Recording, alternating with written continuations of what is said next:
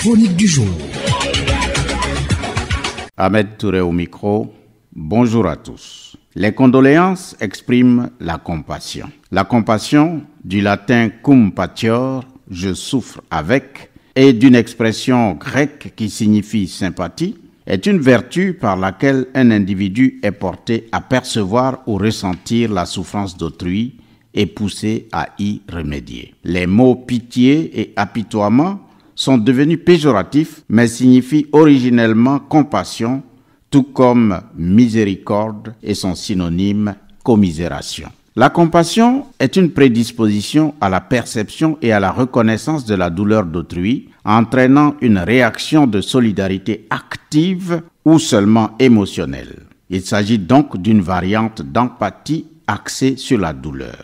On peut aussi la confondre avec l'apitoiement, avec sa composante de complaisance, de même que la compassion envers d'autrui peut être confondue avec la pitié au sens moderne, avec sa connotation de condescendance. Ces deux distorsions de la compassion sont stériles parce qu'il y manque une aide, un soutien actif et efficace dans la mesure du possible. En effet, si une personne se noie, cela n'arrange pas les choses de se noyer avec elle, et pleurer sur le sort de quelqu'un ne l'aide généralement pas. Il faut que la compassion s'accompagne d'actions et d'aides efficaces.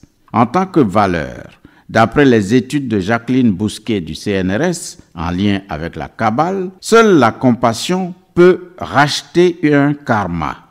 L'autre n'étant qu'un miroir, nous devons être capables de nous comporter envers lui comme envers nous-mêmes. Cette compassion doit s'appliquer à toutes les espèces vivantes sur cette terre. Nous devons donc changer nos comportements face à toute forme de vie, car ce que nous considérons comme bon pour nous revient à admettre que c'est bon pour l'autre. Donc, si nous admettons qu'il est bon de maltraiter des animaux ou des plantes, cela revient à admettre que c'est également bon pour nous. Dans son livre « Au cœur du vivant », Jacqueline Bousquet écrit « L'univers est un tout dont nous faisons partie. Toute agression de quelque nature que ce soit contre l'un de ses composants se retourne inévitablement contre l'auteur.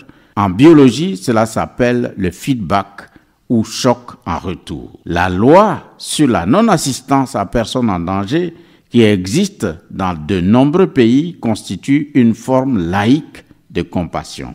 Alors, retenons cette très belle formule.